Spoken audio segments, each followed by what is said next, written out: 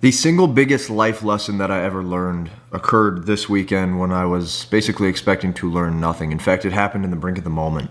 And the story that I'm about to share with you today had such a profound impact on who I am and the way that I've lived my entire life, subconsciously when I didn't even know it. And if you stay with me until the end of the video, not only am I going to show you this life hack, this productivity hack, the way to make more money, attract more women, and ultimately be the man who you know you need to be, but really if you stay with the end of this video with me, you're going to end up crafting yourself into the type of mindset of a man who actually breeds life success and not one who blames others and thinks that everything is other people's fault. Let's dive in.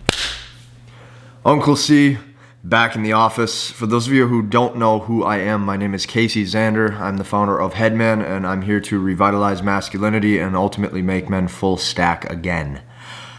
What happened this weekend? Why have I been inactive from YouTube for almost a week? Honestly, guys, it almost feels a little weird for me to get into this video and start to talk because it's been such a layoff period. Like, I don't think I've went this long without a video. I almost feel out of my domain, which isn't normal for me. But this weekend, I was at Russell Brunson's Inner Circle. For those of you who don't know who Russell Brunson is, he is the founder, CEO of ClickFunnels. They're responsible for doing massive amounts of revenue and are one of the most successful internet companies, software companies in all of America. Regardless, I was at his mastermind event this weekend, and I'm going to tell you a little story of what I saw, what I concurred, and what I know I never want to be. So with men today, we have a severe issue of men being takers, men being victims, men being not in control of their own lives or relationships for that matter.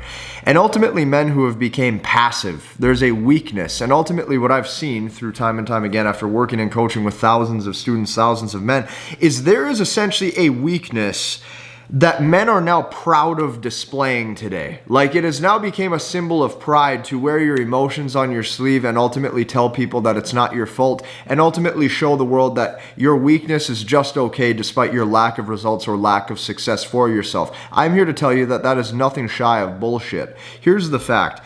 I'm at Russell Brunson's Inner Circle, and the night before the event started, I was at the Mixer, and the Mixer was with everybody. And here I am, I'm in his lowest tier category, and I'm surrounded by, guys who are doing $10 million a year in sales, guys doing $100 million a year in sales. Like, I'm surrounded by top level dogs in every industry. And the mindset that I operate with is partially my default, but it's also partially learned experience. And we'll dive with that more on the next video. But get this, so here's the Mixer of all these successful people, and there's free food, there's free drinks, there's free everything, right? We're well taken care of because it's an event. Like, that's what you'd expect at a party, that's what you'd expect at an event. And in walks a homeless guy. Nothing against homeless guys. I like homeless people just as much as I like rich people. I like everybody the same. Like, people are good, but what makes up that man, what makes up that human is going to dictate his results in life and ultimately who he is and who he needs to become. Here's what I saw. Russell's right-hand man and head of their sales, his name is Robbie. Robbie's a great guy. Robbie has a great mindset. Robbie's highly energetic, and Robbie is there to perform and deliver messages and help the cadence of the event. In walks this homeless man. Robbie instantly goes towards him, and Robbie did something that I would not expect him to do, right? He offered to help first, right? My default mindset probably would have been to kick this guy out and get him out of here. But no, he showed a level of care and a level of compassion, and I thought it was very mature of Robbie. Robbie's also twice my age, so that's probably why there was an added level of wisdom and maturity. Here's what I saw. I saw Robbie offer to buy this guy a hotel room for the night, genuinely concerned about where he has to stay. I saw Robbie offer this guy some of the food that was part of this event, and last but not least, I watched something that will stick with me until the day I die. Robbie said the words, "Can I buy you a beer? Can I get you a drink?" The guy really wanted a beer. The homeless man wanted a beer. He said, "Can I buy you a beer? Can I buy you a drink?" Instead of showing gratitude, instead of saying, "Yes, I'd love that," instead of saying, "Thank you so much. Thank you for all that you're offering for me right now," do you know what he said? He said, "Can you get me two? Can you get me two?" The follow-up question to after asking for two, and you watch Robbie's eyebrows raise, the follow-up question to that was, how big are each beers going to be? almost as if he was demanding something, as if he was entitled to it. And see, this is what you have is the victim entitlement taker mentality. Everything is just about taking today, and that's why men actually never take the real things in life that they should, and they take everything else that's been handed to them for granted. And this shows up in their relationships, this shows up in their wealth, this shows up in who they are. So let me tell you something.